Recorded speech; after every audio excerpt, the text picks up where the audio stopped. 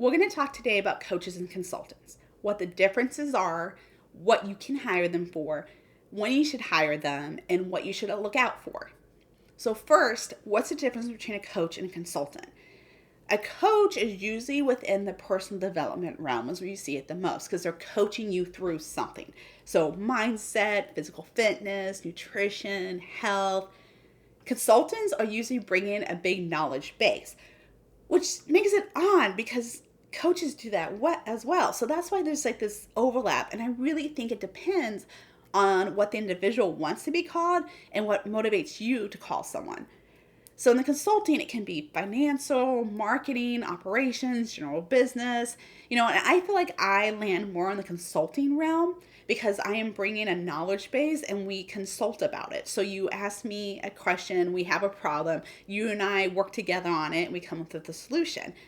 Now, there is people that are coaches, consultants, that they have a system and you go through their system. I honestly don't think that should be called a coach or consultant. I think you're buying a program. So this is something to kind of watch out for. And I'm really attuned to that because there's been one time in my life that I've hired a coach, and it was a growth coach. And it was a system, and it didn't work for me. And I realized that just going through like a workbook or going through set stages and touching on stuff is just not conducive. It doesn't make a big difference. What makes a big difference is what people are dealing with at that moment. So that was a great experience for me because it showed me how I did not want to consult and got me more in tune with how I did. Now, I said I like consultant, but I have clients who call me their coach, and I get it because I do a lot of mindset coaching and getting people through stuff in the process. Because in businesses, a big part of success versus fail is the owner. Now, there's certain people that I will work with and certain people I won't. So if you're asked to work with someone and they just blindly take you, red flag. You want your coach, and I'm going to just use coach. When I say coach, I mean coach/consultant. You want your coach to be picky. And the reason why is they know who they are good working with, and also they have a limited capacity, and that shows that they want to dedicate time to you. So I do not like ones that just blindly take. I really would kind of ask the question, what's your non-negotiables? Or what do I need to be at to work with you? And they say anyone, again, red flag.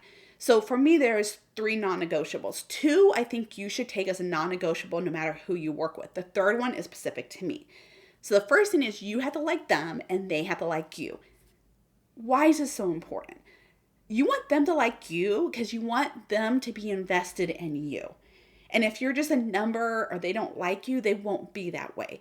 I love my clients. I get really good, close relationships with my clients. I think of them when I wake up in the morning. I wake up in the middle of the night thinking about them. I think about them when I take a shower. I know, odd, but I have been known to reach out of the shower and take a note and go back because I love my clients and I'm constantly wanting the best for them. And you want someone that is going to do that for you. Now, you want to like the person in exchange for the big reason that rapport is so important. If you don't like your coach, you're not going to listen to them. And when they push you against your wall or push you against your ceiling, you're going to push back. And that does not work. So you have to like your coach enough that you will listen to them and know that they got your best interest at heart. The second non-negotiable is you have to be open and honest. If you're not willing to be open and honest with your coach, then it's not going to work either. They need to know everything that's going on and everything that's pulling on you to be able to fully give you a solution to your problem. So, for example, if you don't tell someone that you eat donuts at 2 a.m. in the morning and they're trying to health coach you, they can't do it. So you want to give the right inputs for them to be able to give you the right outputs to really make the difference. Now, the third one is specific to me, and this is you have to be ready to rock and roll. I move fast.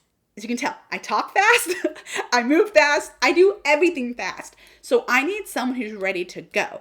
Now, if someone's coming up against themselves or they don't have time to dedicate to their business, I'm not a good fit at that time. And I've had a lot of clients who have come back around who I've talked to for years who are finally ready to rock or finally went and did some LLD program and now they're ready for me.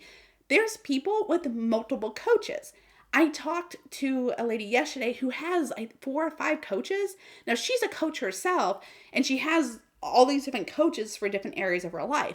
And I have clients who have coaches for different areas. Now, if you have coaches, I do believe that your coaches need to know about each other and they have to have conversation, or at least the open ability to do that. Because if something's affecting one area of your life, it's gonna affect another. You're one person, so these areas just all flow together. Now, something interesting about me is that I have never, besides that one coach I hired, I already told you about, I don't have a coach. I've never had a coach. And I've never had a consultant. So when I'm sitting there and I hear people say, your coach has to have a coach, has to have a coach, and I'm like, that's not me. So for a little bit, I was kind of like, is this something that I need to be concerned about? But I looked at it. I have done so much personal development and professional development over the years that has really filled my space for I need a coach, because I've been able to push myself forward and push myself into new areas and get knowledge from different coaches without being within their coaching program. Now, not saying I'm never gonna do it, because I can tell you at some point there's gonna be a coach and I'm just like, you're my person. But so far I've been able to get myself through. So I kind of map this out a little bit to see how much I have invested in myself and my development. So don't tell my husband this, but seriously, it blew my mind. I have spent about $500,000 on my development. So what is that, like $500,000 on my development? And I'm only in my late 30s. So getting to my end of my life, I'm probably going to spend $1 million on investing in myself.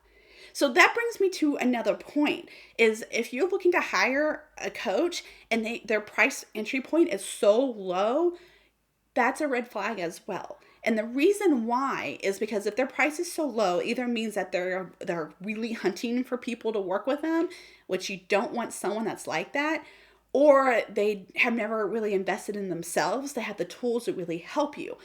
Every tool that a coach gets in their tool belt is another thing that they can do to help you. So when I do any type of personal development or business development or educational pieces, I'm getting another tool that I can pull into a situation. So it's an investment in myself, an investment in my clients, investment in my business. Now, all that has to be paid through something. So you see a lot of higher level coaches are paid more, not just because of they're high level, they've been around for a lot. A lot of times if you ask them, they invest continuously in themselves.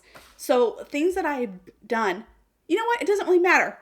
I'm going to do a page on my website and list everything I've done, because it's been everything from, you don't really care. Point being is that it's really important that your coach is really investing in themselves. So that's a really good question to ask them.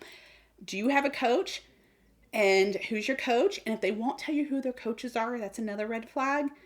Who's your coach? Or what are you investing in yourself? Or what have you invested in yourself? Because if you're going to invest in them, you want someone willing to invest in themselves. Now, which one do you pick to work with? I really think that we've kind of gone over some, tangible items, but I think the biggest one is your emotional. I think I think you will see someone you're like, that's the person I want. Now, there is something magical that happens when you say yes. When you enroll in a program, you invest in yourself, things start moving in a way you can never expect. So I'll give you a really simple example of this. Is I hired someone to come into my house and help me around the house. And what I did is I said, all the time that they're working on my house, I have to work on my business. So one thing I would do is I would distract myself by working on my client stuff. And so this gave me dedicated time, and putting the money on the line is really what moved it forward. So a lot of times what I've seen is just people taking the action of enrolling in a program and say, I'm gonna invest this. It kind of does this thing that unsticks them from the wall, where they now are in action around things that really mean a lot to them.